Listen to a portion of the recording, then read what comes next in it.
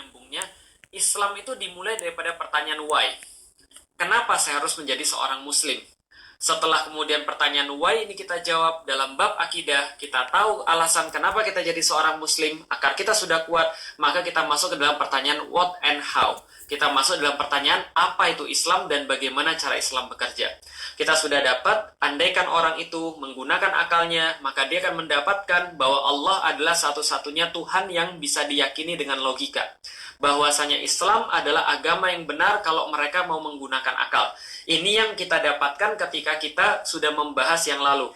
Maka dalam kemudian bab yang sekarang yang kita bahas, bahwasanya ketika kita sudah yakin bahwa Allah adalah Tuhan kita dan kita semua adalah hambanya Allah, maka hubungan antara kita dan Allah adalah hubungan penyembahan, hubungan ketaatan, hubungan kepatuhan, hubungan ketundukan kepada Allah. Maka bagaimana ketundukan itu? Ketundukan itu dengan syariat. Dan kita sudah bahas juga kemarin, apa yang disebut dengan syariat Islam? Syariat Islam adalah aturan-aturan yang diturunkan oleh Allah Subhanahu wa Ta'ala untuk menjamin agar manusia itu bisa tetap baik, agar manusia itu bisa tetap dengan fitrahnya, agar manusia itu tidak rusak, agar manusia itu tidak khawatir, tidak sedih, tidak tersesat dan tidak sengsara. Sebagaimana sudah kita bahas sebelumnya. Jadi siapa yang perlu dengan syariat Allah? Kita, bukan Allah yang perlu dengan syariatnya sendiri. Kita yang perlu dengan syariatnya Allah, karena setiap penyelewengan terhadap syariat Allah itu pasti akan mengakibatkan kerusakan. Pastinya, karena Allah sudah jamin di dalam Al-Quran. Maka bagaimana cara kita menaati Allah? Maka kita tahu bahwa ada dua sumber primer di dalam Islam, yaitu adalah Al-Quran dan Al-Hadis. Al-Quran adalah kalamullah, adalah perkataan Allah Subhanahu wa Ta'ala yang sudah dibukukan di zaman kita. Ada 30 juz, 114 surat, dan sekitar 6.000, nanti kalau saya salah saya akan perbaiki, 6.363 ayat atau 6.836 ayat, nanti coba dicek, yang jelas ada 6.000-an ayat kalau saya nggak salah. Nah berarti ini adalah kemudian ayat-ayat yang sudah jelas di dalam Al-Quran, dan inilah kemudian syariat Islam sumber yang pertama.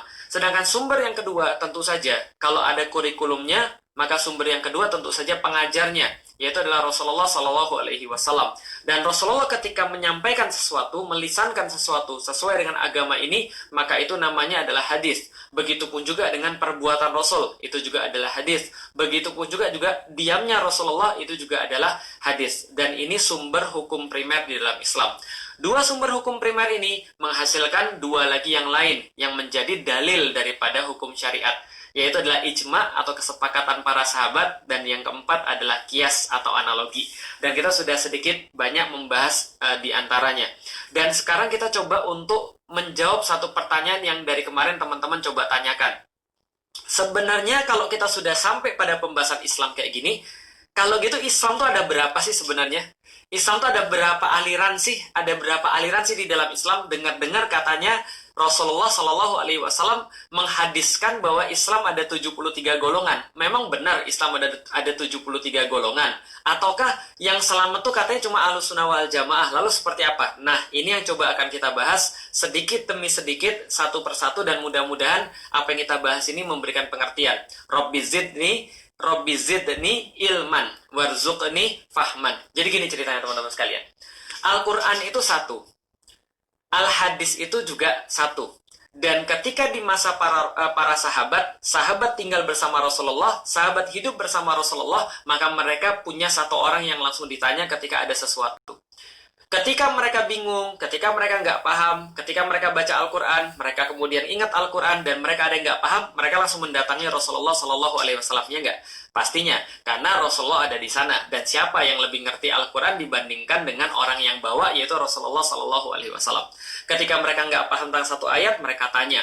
Ketika mereka nggak paham tentang satu ayat, mereka tanya. Ketika mereka ragu, mereka tanya. Ketika mereka berantem, mereka tanya. Artinya Rasulullah Shallallahu Alaihi Wasallam senantiasa jadi pemutus di antara para sahabat ketika mereka punya pemahaman-pemahaman yang mungkin berbeda di antara mereka ketika memahami Al-Quran.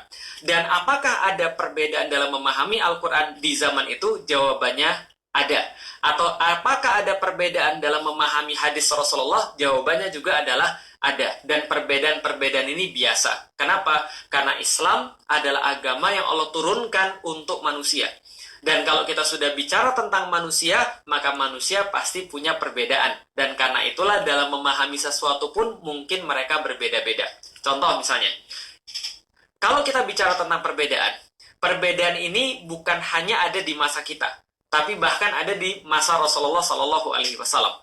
Bedanya adalah, bedanya kita sama mereka adalah, kalau di zaman Rasul mereka langsung bisa nyelesain, kalau kita tentu saja kita harus mengulik dulu, kita harus berusaha dulu untuk mencari apa dan bagaimana cara untuk menyelesaikan perbedaan kita. Jadi pertama-tama saya pengen nyampein dulu bahwa perbedaan dalam memahami sesuatu di dalam Islam, perbedaan dalam memahami dalil-dalil syariat itu sudah biasa. Karena sudah biasa di zaman dulu, harusnya juga biasa di zaman sekarang. Karena di zaman dulu boleh, harusnya juga boleh di zaman sekarang. Saya pengen cerita. Suatu saat ketika tahun kelima Hijriah, ada satu perang ini termasuk perang paling sulit di zaman Rasulullah Shallallahu Alaihi Wasallam. Namanya perang Khandaq. Ketika perang Khandaq ini berlangsung kemudian berhari-hari, setelah perang ini selesai, para sahabat dan Rasulullah tentu capek dong, dan mereka balik lagi ke Madinah. Setelah mereka balik ke Madinah, Rasulullah kembali kemudian ke kediamannya, kemudian Rasulullah sedang menaruh pedang dan perlengkapan perangnya. Begitu Rasul sedang menaruh perlengkapan perangnya, langsung kemudian Jibril datang lalu berkata pada Rasulullah Shallallahu Alaihi Wasallam, kamu sudah naruh pedangmu nih, kami aja belum, katanya para malaikat. Kenapa? Karena Allah memerintahkan kamu untuk pergi segera ke Bani Quraidah. Jadi Bani Quraidah ini adalah perkampungan orang-orang Yahudi yang mereka berkoalisi dengan orang-orang kafir Quraisy ketika perang Khandaq, dan mereka tidak hanya berkoalisi, mereka menimbulkan gonjang-ganjing yang sangat besar, geger yang sangat besar pada saat itu pada kaum muslimin. Maka mereka harus diberikan sebuah pelajaran dan mereka harus menanggung resiko dan konsekuensinya. Maka para malaikat berkata, kami sedang menuju ke sana. Maka segeralah menuju ke sana. Maka kemudian Rasulullah memerintahkan pada para sahabat, wahai sahabat, kalian sekarang harus langsung pergi ke Bani Quraidah. Maka Rasul berpesan pada mereka, la yusalliyannal asar, jangan kalian salat asar, atau la yusalliyanna ahadun asar, jangan kalian kemudian satu pun yang salat asar illa fi Bani Quraidah, kecuali kalau kalian sudah sampai di Bani Quraidah. Ini jelas banget ya. Jadi ibaratkan contoh begini, kita semua adalah pasukan Rasulullah, lalu kemudian pas kita mau istirahat, Rasulullah kemudian keluar lagi dari kediamannya, lalu berkata pada kita semuanya, kalian semua harus pergi ke Bani Quraidah, dan jangan kalian sholat asar, kecuali di Bani Quraidah. Para sahabat kemudian mengatakan bahwa hadis ini munculnya seolah-olah kayak pas zuhur dan asar. Jadi ada sahabat yang sudah melakukan sholat zuhur, ada sahabat yang belum melakukan sholat zuhur, dan semuanya itu disuruh pergi untuk ke Bani Quraidah, dan mereka jalan. Setelah mereka jalan sampai pada satu tempat, lalu kemudian waktu itu asar sudah lewat, zuhur sudah pasti sudah lewat, asar sudah lewat, dan menjelang maghrib. Ketika menjelang maghrib, antum bisa memahami ya, kondisinya adalah mereka belum sholat asar, ada yang bahkan belum sholat zuhur. Dan ini tidak bisa dijamak, karena kalau sudah sampai maghrib, selesai, nggak bisa dijamak antara zuhur dan asar. Maka Rasulullah katakan, jangan sholat asar kecuali kalau sampai Bani Quraidah. Maka ketika dalam kondisi begini, para sahabat ada yang belum sholat zuhur, yang jelas semuanya belum sholat asar, dan sebentar lagi sholat maghrib. Maka ada yang diantara mereka bilang, bro, sama yang lain, bro, sholat yuk. Lain-lain bilang, sholat apa bro? Ya sholat asar, kan kita belum sholat asar ini. Lalu kemudian yang lain bilang, loh, nggak dengar nih kata Rasulullah. Kata Rasulullah tadi, yang jelas banget tadi, jangan kalian sholat asar. La yusalliyana asar, atau la yusalliyana ahadun asar.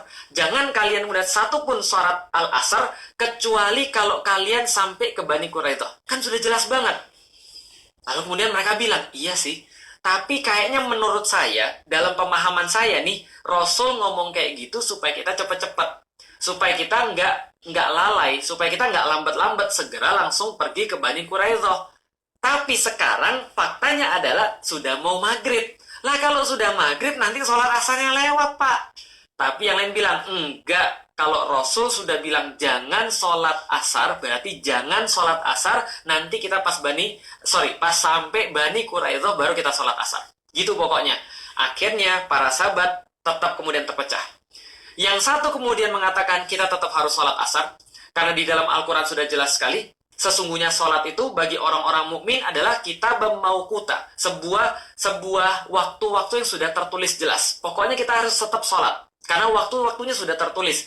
Subuh sudah ada waktunya, zuhur sudah ada waktunya, asar ada waktunya, maghrib ada waktunya, isya ada waktunya. Maka nggak boleh dirapel, maka kita sholat sekarang. Tapi sebagian di antara mereka bilang tidak. Rasulullah Shallallahu Alaihi Wasallam paling tahu tentang Al-Quran, maka beliau tidak mungkin menyuruh sesuatu yang akan menyengsarakan dan membuat kita salah.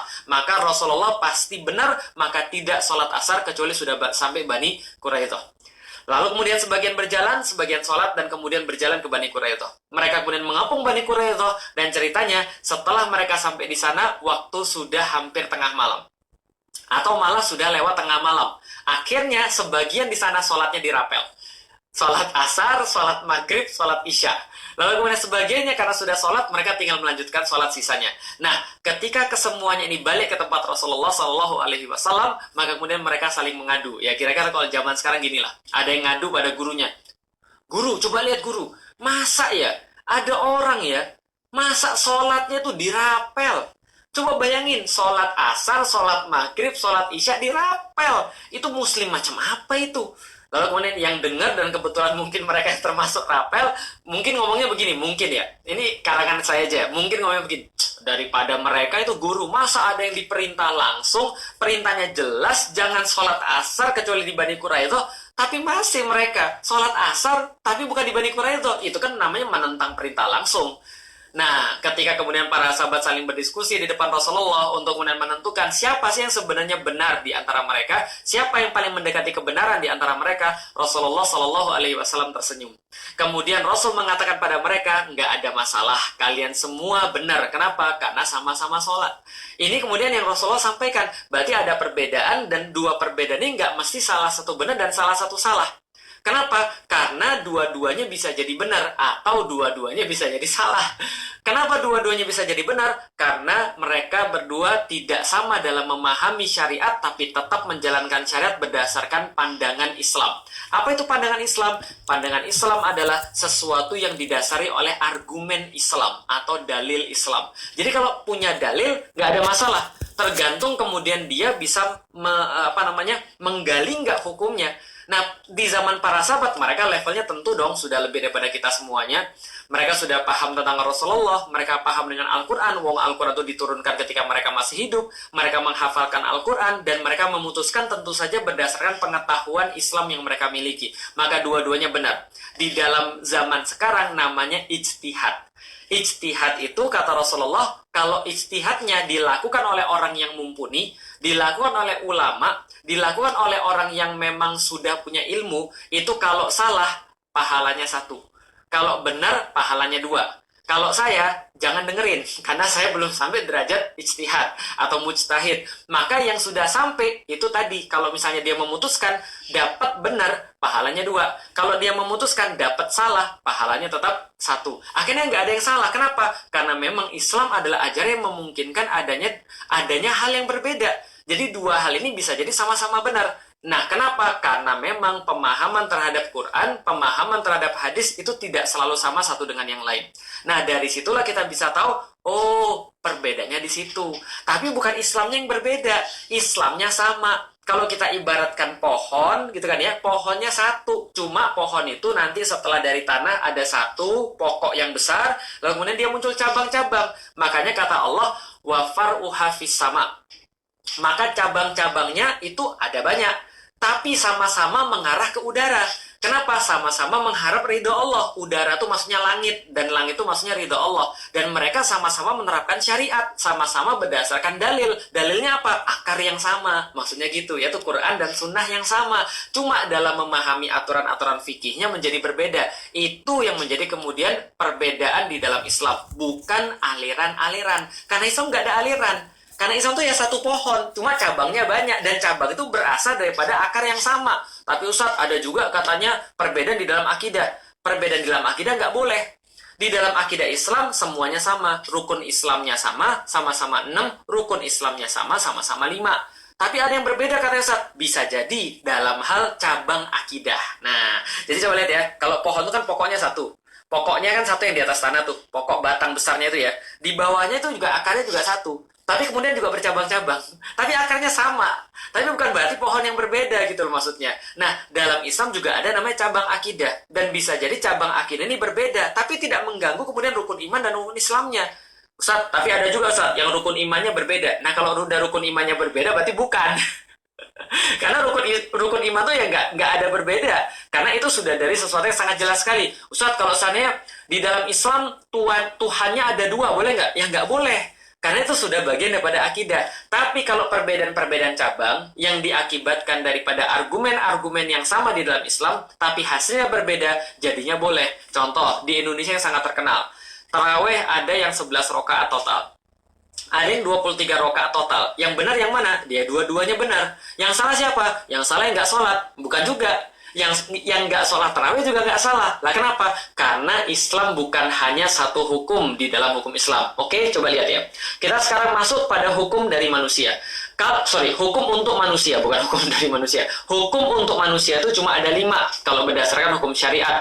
Yang pertama adalah sesuatu yang bersifat wajib. Yang kedua adalah sesuatu yang bersifat sunnah atau mandub. Yang ketiga adalah sesuatu yang bersifat mubah. Yang keempat adalah sesuatu yang bersifat makruh. Yang kelima adalah sesuatu yang bersifat haram. Cuma 5 ini aja. Jadi berkitarnya di antara 5. Ini yang dasarnya. Yang wajib kalau dikerjakan berarti berpahala. Nggak dikerjakan berarti berdosa. Seperti apa? Sholat wajib, puasa wajib, itu wajib. Kalau wajib itu berarti mengikat. Kalau kita nggak lakukan, dosa. Kalau kita lakukan, pahala. Yang kedua, mandub atau sunnah. Maksudnya apa? Sesuatu yang kalau kita lakukan berpahala, kalau kita nggak lakukan, nggak mengapa. Tapi sayang banget kalau nggak dilakukan. Contoh daripada sunnah, ya sholat sholat rawatib gitu kan ya, ketika kita habis sholat zuhur lalu sholat 2 rakaat, lalu habis sholat maghrib sholat 2 rakaat dan seterusnya. Ini adalah sholat sunnah. Maka sholat sunnah ini kalau dibuat dapat pahala. Kalau nggak dibuat ya nggak apa-apa, cuma sayang aja. Kalau yang mubah boleh dilakukan boleh tidak. Contoh nonton drakor. Wah, seneng tuh yang drakor. Nonton drakor tuh mubah. Atau nonton bola itu ya mubah. Apalagi misalnya makan ikan bakar itu mubah. Apalagi makan cendol itu mubah. Dan banyak sekali hal-hal yang mubah di dalam Islam boleh dilakukan. Wanita bekerja, itu saya mengambil pendapat hukumnya mubah. Ini kan ya. Lalu apalagi? Yang ketiga yang makruh. Apa ini yang makruh? Kalau dilakukan, dia tidak apa-apa. Tapi kalau ditinggalkan, ini dia mendapatkan pahala. Ya, jadi bedanya dengan sunnah apa? Kalau sunnah dilakukan, mendapatkan pahala, tidak dilakukan, nggak apa-apa, tapi sayang. Kalau yang makruh, tidak dilakukan, malah dapat pahala. Tapi kalau Anda lakukan, maka nggak apa-apa ya. Tapi masa Anda lakukan sesuatu yang dibenci Allah. Karena makruh ini kan artinya sesuatu yang dibenci Allah. Contoh makruh apa? Ya dalam satu pendapat, nanti saya jelasin. Nama juga ada perbedaan. Dalam satu pendapat merokok itu makruh. Tapi saya mengambil pendapat merokok yang haram. Kenapa? Karena sudah pasti berbahaya bagi orang yang melakukan dan juga bagi orang-orang di sekelilingnya. Tapi pendapat terbanyak tentang merokok ya tetap aja makruh. Makruh apa? Dibenci. Tapi tidak sampai haram. Karena yang haram ini kalau ditinggalkan berpahala, dilakukan berdosa. Itu maksudnya. Nah, cuma 5 ini aja. Maka hukum-hukum yang di antara 5 ini, ahkamu khamsah ini juga bisa jadi berbeda-beda tergantung orang yang menggali hukumnya tadi. Kan kita sudah sampaikan, Al-Quran, As-Sunnah, atau Al-Quran, Al-Hadis, lalu kemudian ijma' para sahabat dan qiyas, ini kan memberikan sebuah, menjadi sebuah dalil hukum syariat. Ketika menggalinya bisa jadi hasilnya berbeda. Tapi dalam hal-hal yang sangat banyak sekali tidak ada perbedaan di dalam Islam tentang yang mana yang wajib, yang mana yang sunnah, yang mana yang mubah, yang mana yang makruh, yang mana yang haram. Kalau mazhab itu seperti apa? Mazhab artinya jalan. Berarti dalam memahami fikih, karena kita nggak semua bisa memahami Al-Quran dan Sunnah, maka kita perlu imam-imam mazhab yang menggalikan buat kita, yang kemudian menyajikan buat kita, kita tinggal makan aja. Jadi kira-kira gitu. Nah, termasuk ada yang nanya dari kemarin, musik hukumnya apa? Tergantung Anda mau ambil pendapat yang mana. Karena hadisnya sudah jelas. Hadisnya adalah akan datang satu masa, umatku akan menghalalkan alat musik, lalu kemudian khamar, lalu kemudian biduan. Nah, tergantung memahami ini. Coba lihat ya. Ada yang memahami dalil ini bahwa, nanti orang-orang muslim akan menghalalkan biduan seperti mereka menghalalkan alat musik, seperti mereka menghalalkan khamar. Kalau kata waw yang di tengah-tengah, Alat musik wow itu kan dan, alat musik dan biduan dan homer. Kalau dan di situ dimaknai bahwa dan di situ adalah alat musik dan atau homer dan atau biduan, maka tiga-tiganya kalau berdiri sendiri ya dia jadi kena. Tapi ada ulama yang lain memahaminya apa? Biduan alat musik bergabung dengan biduan, bergabung dengan homer, maka ini tidak boleh. Buktinya apa? Ketika alat musiknya berdiri sendiri, Rasulullah memperbolehkan dalam berbagai situasi. Nah, berarti ini adalah sesuatu yang kemudian menjadi ciri bahwasanya yang namanya musik itu hukumnya mubah, boleh. Jadi ada perbedaan pendapat. Terus kalau gitu nggak boleh, pokoknya musik itu pasti haram. Lah kan sudah kita bilang, ketika kita mempelajari Islam, maunya kita adalah ketika kita tahu dari mana hukumnya ini muncul, kita jadi lebih tolerir. Contoh misalnya, salah satu ustadz yang saya kenal yang tidak pakai musik adalah Ustadz Umar Mita. Tapi Ustadz Umar Mita itu nggak pernah memaksakan pendapatnya kepada orang-orang yang masih memubahkan musik. Beliau nggak mau dengar musik, tapi beliau tidak punya pendapat, tidak memperlakukan saudaranya yang masih kemudian mengubahkan musik dengan sesuatu yang apa namanya ya yang buruk gitu loh maksudnya. Hadisnya jelas, hadisnya sama-sama kita baca, cuman pemahaman terhadap hadis ini perlu kemudian dibahas. Makanya ulama-ulama berbeda pendapat. Contoh ulama-ulama yang memubahkan musik misalnya, ulama-ulama Azhar itu memubahkan musik. Ulama-ulama dari kemudian Nahdlatul Ulama baik Muhammadiyah itu juga memubahkan musik. Ulama-ulama yang mengharamkan musik, biasanya ulama-ulama yang beraliran Hanabilah, Ahmad bin Hambal, mengikuti mazhabnya Ahmad bin Hambal, ataupun Ibnu Taimiyah dan segala macamnya. Nah, tapi yang jelas kita sama-sama menghormati, karena dua-duanya adalah pendapat Islam atau argumen di dalam Islam. Tidak perlu dipermasalahkan. Sebagaimana tadi para sahabat, ada yang sholatnya sebelum sampai di Bani Quraidah, ada yang sholatnya setelah Bani Quraidah, dan itu biasa-biasa saja. Dan perbedaan pendapat umum terjadi di antara para sahabat. Yang nggak boleh terjadi adalah murid-murid kalau berbeda, itu yang nggak boleh. Kenapa? Karena murid itu nggak punya ilmu, mereka harusnya ngikut aja pada yang punya ilmu. Tapi kalau guru berbeda, itu boleh-boleh saja karena mereka punya ilmu. Maka coba lihat, kalau guru yang berbeda, kalau orang berilmu yang berbeda, nggak jadi masalah. Nggak hujat-hujatan, nggak musuh-musuhan, nggak unfold-unfoldan, nggak apa ya nggak nyinyir-nyinyiran. Tapi begitu muridnya yang berbeda, padahal gurunya udah selesai dalam perbedaan itu, gurunya udah legowo, gurunya tahu karena gurunya berilmu, ya udah beres. Tapi kalau muridnya yang berbeda, Masya Allah, karena nggak punya ilmu itu, nyinyir-nyinyiran, unfold-unfoldan, bahkan kafir-kafiran. Dia kafir, enggak dia yang kafir, dan seterusnya. Lalu kemudian hina-hinaan, main kemudian serang-serangan. Nah, ini yang berbahaya. Kenapa? Adanya perbedaan di dalam Islam itu bukan terjadi pada masa sekarang aja, tapi dari masa Rasulullah Shallallahu Alaihi Wasallam. Nah, kenapa ada perbedaan? Untuk memudahkan kaum muslimin dalam kehidupan mereka. Maka banyak hal yang berbeda di dalam Islam. Tapi selama kita Islam dan selama kita punya dalil, insya Allah kita punya bagian daripada kebaikan di situ. Nah, lebih mudahnya gimana? Mudahnya sudah ada ulama-ulama mazhab. Kalau saya sederhana aja, ya udah tinggal ambil aja di Indonesia, karena lebih banyak adalah mazhab Syafi'i, kita pakai mazhab Syafi'i.